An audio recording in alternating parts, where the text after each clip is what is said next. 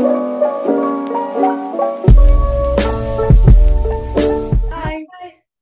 Welcome to the Government Podcast with your hosts, Sophia Garcia and Taskin and Sophia. Tune in as we interview those affected by childhood cancer, gather perspectives, and help others find comfort in their expertise.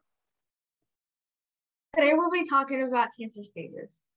So the reason why I wanted to do this is because I feel like a lot of people do not know exactly what cancer stages are. We usually hear that someone is in stage 4 cancer, stage 1 cancer, but we never exactly know what stage 1 cancer means, what makes stage 1 cancer. And also a lot of times we don't actually know how these stages are determined, what tests are performed. And I feel like if we have a better understanding of them, we know what treatments people who have cancer need. Yeah, I agree. And also just like because we're an educational podcast, I feel like it's important that we touch on these topics so people listening can learn more. And also because we're making sure that the information that we provide is from trustworthy sources, and it can help to clear any misconceptions about cancer stages and what they are, and also like how they're staged. And also we can just provide our audiences with like trustworthy information that they may not be able to find on their own. So I guess, what did you think about cancer stages like before you did any research? So I didn't know a lot about it. I think I only knew the idea that there's stage 1 cancer, stage 2, stage 4, and that stage 4 is really bad, while stage 1 you have like some sort of you have some sort of hope. But I think from my research now that I've done, I'm starting to realize that there's a lot more into like the stages of cancer, and that there's many tests that have to be performed, and like you're not necessarily doomed because you're in stage 4 cancer. There's always some sort of hope, and because you know that you're in stage 4 cancer or stage 1 cancer, whatever stage you are, you have a better chance of talking with your doctor and finding the best treatment possible for you. Yeah, I also didn't know that much, like besides just that there's stages 1 through 4. And before doing the research, I kind of thought, like, as you said, that stage 4 was uncurable. Like I thought that at that point, it couldn't be cured just because of all the like different stories I'd heard of people with stage 4 that like unfortunately passed away. So I kind of assumed that it was uncurable at that point. And I also thought that most cancers were found like later on, because I knew that cancers could be in the body like for many months or years even. So that's why there's different stages. That's why like most of them are found like later on. And I also wasn't sure, I hadn't heard of it before, but I wasn't sure if stages of cancer were used to describe childhood cancer. But with my research, I found that they are, because all cancers are described in stages. So yeah. One of the things that I found during this research that I found interesting was how they determine whether or not what cancer stage you're in, and it's called the Tnm system, which is the T measures how large the tumor is and where exactly it's located, and it tells you if it's spread to any other places, and then M is when they determine whether or not it's spread to any organs or any other tissues in other parts of the body. Did you find any other sources or like any other ways that doctors seem to measure what stage of cancer? Yeah, I also found TNM, and then I also found like different terms like grade, which was meant to describe how much cancer cells typically look like typical healthy how cancer cells look like typical healthy cells. So there's like a pathologist, which is a doctor that specializes in evaluating cells, tissues, and organs to diagnose disease. And the pathologist will compare cancer cells or cancer tissue to healthy tissue by looking under a microscope to kind of determine whether or not the tissue is cancerous. And pathologists will also like look at healthy cells and what that healthy tissue kind of looks like. It contains many types of cells that are grouped together. And I also found that if the cancer looks like healthy tissue and has different cell groupings, it is called a differentiated or low-grade tumor. While if the cancer looks very different from healthy tissue, it is called a poorly differentiated or a high-grade tumor. And I also found biomarkers, which are also called tumor markers. And they're just like substances that are found in higher than normal levels in the cancer itself or throughout the body or tissue in people with cancer. And both biomarkers and grade can help predict like how quickly the cancer will spread, or also how likely it is to spread. And the last thing I found was just tumor genetics, which is how researchers have found ways to figure out the genes involved in many types of cancers. And they'll be, if they find these genes within the body, they can predict if the cancer will spread and what treatments will work best. I think you found some really interesting like ways that cancer stages are determined. I've never heard of them. What I found was all like I already mentioned was the Tnm system, but I also found like CT scans, MRIs, and ultrasounds and PET scans, and they give information on where the cancer is and how big the cancer is. And then endoscopy exams are sometimes used to look for cancer, and it's like a thin light tube that is put inside the body to look for cancer. And also, one thing that I found interesting was, I don't know if you found this, but there was a stage 0, according to some websites. I usually thought of it as like stage 1, stage 2, stage 3, stage 4. And when I heard about stage 0, I thought maybe that meant like no cancer at all. But it means that there is no cancer, but there are some cells that have the potential to become cancer. Did you find any information on that? Yeah, I also found stage 0, which I didn't know what a thing. And I found that also it's not considered as like a stage for many types of cancer, but for some it is.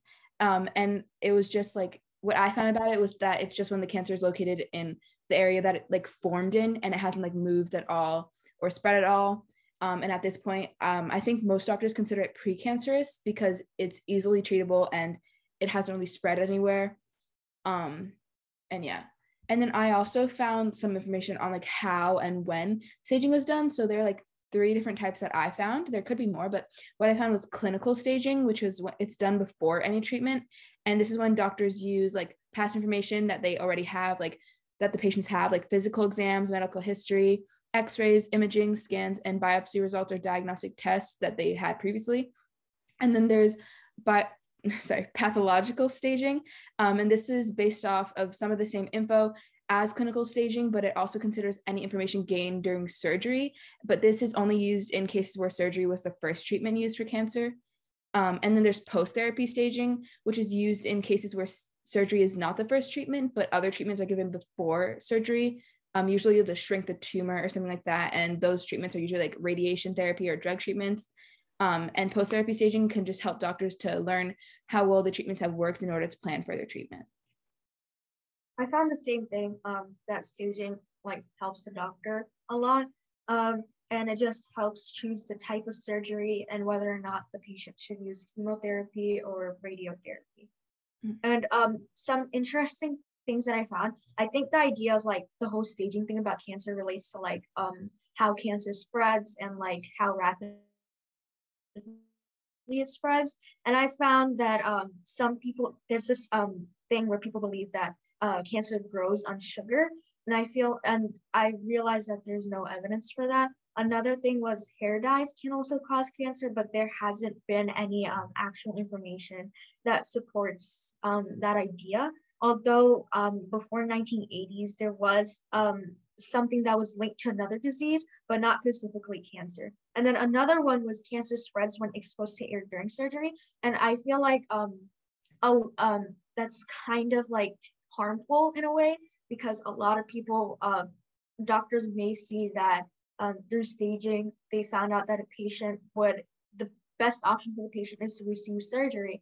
And they may believe that the cancer may get worse if they go through surgery. But I feel like it's completely normal to feel like that, especially after surgery. Yeah. And then just like with what you're saying before, like why like doctors use staging and how it's like important for treatments, I just found like more things about like that.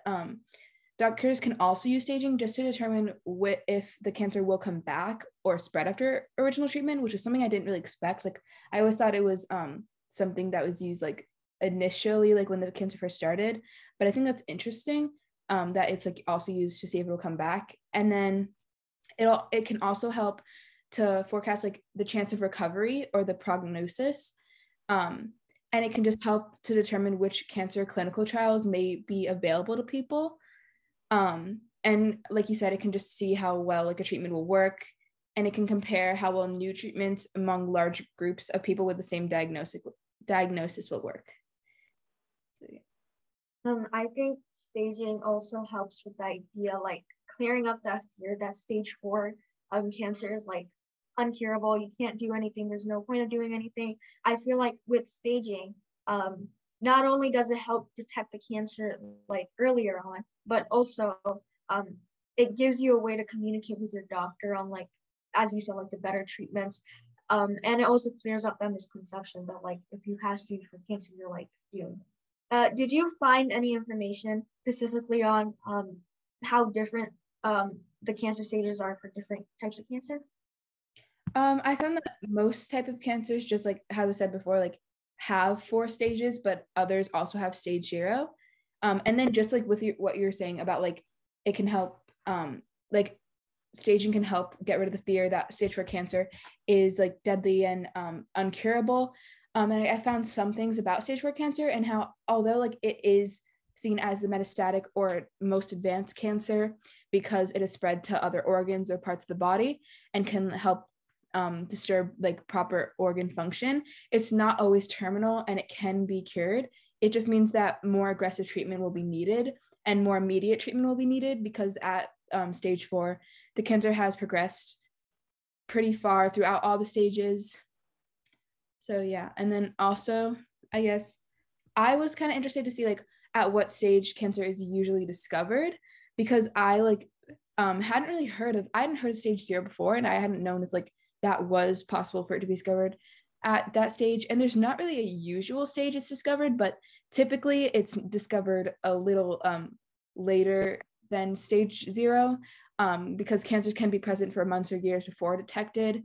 And there are also I also found that there are different types of staging systems for different cancers. So like even though there are the same stages for different cancers, like there's different type of staging symptoms. So yeah. Um, I think you brought up a good point that a lot of times, even like sometimes there may be tumors in the body and they're not detected often. I think that kind of correlates with like the idea that like cancer is exposed during surgery or something, but that's only because sometimes tumors do not appear on images that they've done before surgery, and then after they operate on the person, they realize that there are more tumors. I think that's sort of interesting.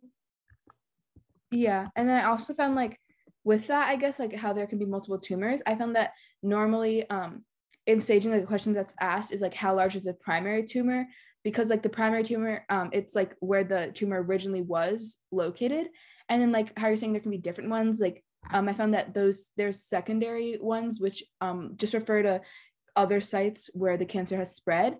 And like how you're saying, it's not uncommon to identify the secondary tumors from a cancer without being able to identify the original source, which is why staging and just getting treatment for cancer are very important because you have to be able to tell like where it is. And if you can't tell where it is, like you have to find like the best treatment for you. I think what you said was important, like getting staging is important for better treatment. And specifically on the idea like how cancer stages are different during each type of cancer. I didn't really find any information on that, but I did find that like different cancers like they progress differently, they spread rapidly in different rates. And they have different genetic like differences between them. So I guess that could like contribute to like how staging is done and how fast cancer can be detected. Mm-hmm.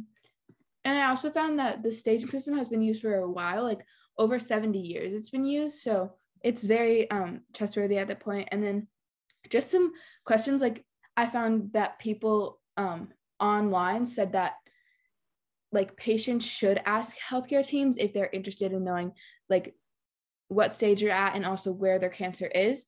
Some questions they can ask are what tests will I need to have to determine my cancer stage? What is the stage of cancer that I have? What does that mean? How did you determine the cancer stage? What is the cancer's grade? Does the tumor have any genetic mutations? are biomarkers used in determining the stage of my cancer or in defining the treatment? And if so, what are these biomarkers? What are the results? And what does that mean?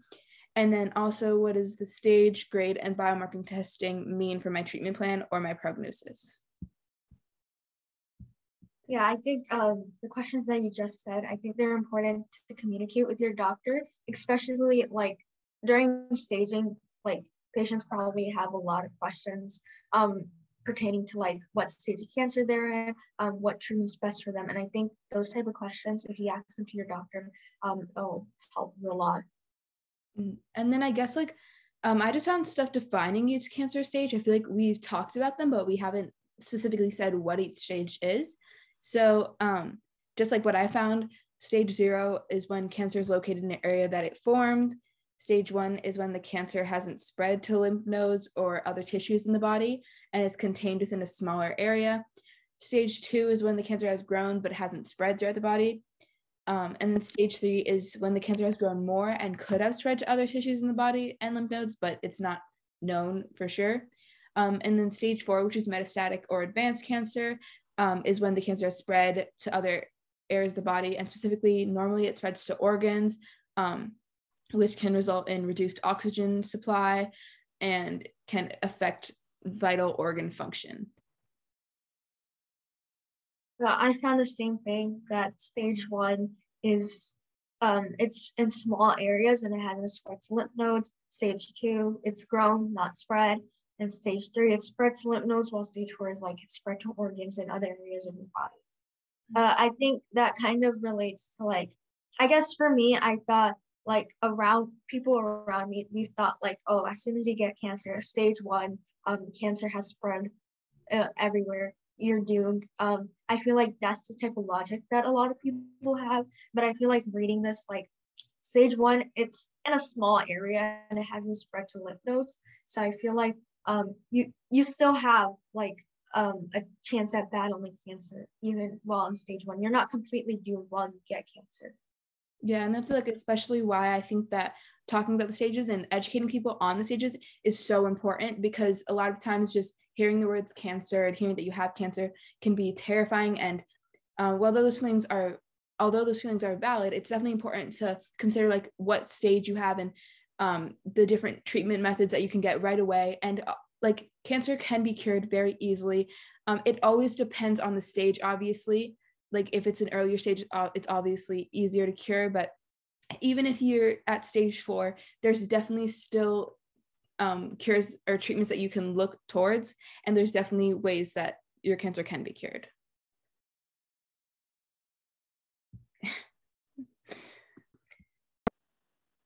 So just some like last things I learned. I also learned that cancer is always referred to by the stage it was given at diagnosis. So even if the cancer gets worse and maybe in that case would have progressed to a different stage, it's still always referred to the stage that it was given at diagnosis.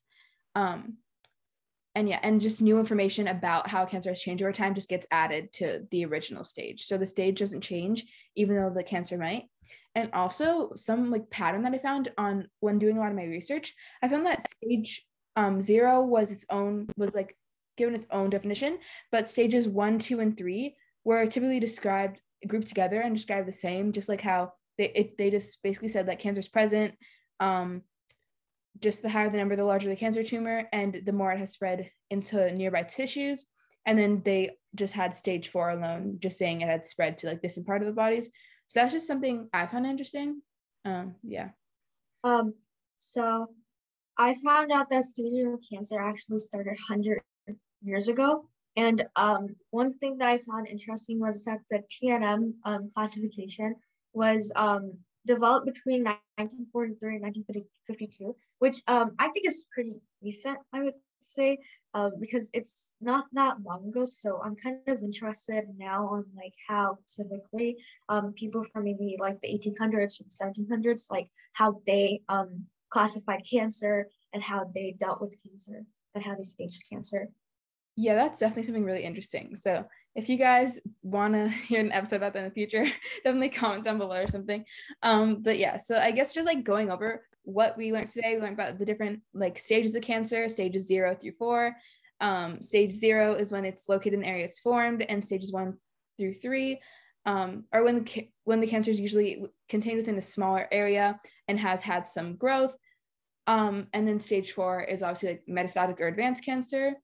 And it's just really important to, when you find out that you have cancer, to get staging done early. Make sure to, even if I think most doctors do it immediately, but make sure to just voice for yourself if that isn't the case, to make sure that your cancer is staged and you can find out more about the stage it's at. I think what I found interesting for this episode and the research on it was that I finally got to understand what exactly the stages are. I never like really understood stage 2, stage 3, stage 2 and stage 3. It's more like, oh, stage 4 is like the worst one and it's uncurable, basically, you're doomed. But I feel like now that I'm realizing that with staging you can finally realize what treatments are best for you, and then you're not exactly doomed for it. You still have treatment options. And I also realized how important staging really is, because without staging, we can't realize a lot of the factors, like what size the tumor is, where it's spread to, and those factors like determine like they develop the entire system that we have today on how to stage cancer. So now I'll be doing our shout outs. If you're interested in getting a shout out in our next episode, make sure to play our Gold Room Podcast trivia. It happens every other Sunday on our Instagram at the Gold Room Podcast on Instagram. Here's the shout outs. So this week's shout outs are Academia Pathologica, Lexi Sibilia, Ashley.Phillip, K.P.28_, Ange_BeautyXO, Nadia Ditto_, Alexis Dominique_, Cure_22, Harini P, Shreya.Vadaretti, Isa_Santoyo04, Watermelon_Wisdom, Nikki 20_, JS Holy One, _Ava Shop, Daniela Vilas_, Gabby C_, Scarlett.LZ, and K_Moder. And just like to end the episode off, if you or someone you know are looking to support childhood cancer patients and help them to experience a better childhood but are stuck on how, Cancer Kids First may be the answer for you. Cancer Kids First is a nonprofit organization started by high schooler Olivia Zhang that aims to improve the childhoods of cancer patients. Through volunteer work, donations, fundraising, and the creation of this podcast, those working with Cancer Kids First work to further its mission. If you're interested, go to www.cancerkidsfirst.org/get-involved to get involved. Another way to support the mission of Cancer Kids First is to listen to this podcast and follow us on our Instagram and TikTok at the Gold Room Podcast and Twitter at TGR_on-air. You can also get in touch with us through our email, thegoldroompodcast@gmail.com. Episodes will be airing 2 times a month. Thank you guys so much for joining us on this episode of the Gold Room Podcast. If you have any ideas for or want to be involved with future episodes, make sure to check out our link in our Instagram bio. Have a nice day, and we'll see you in the next episode. Bye. Bye.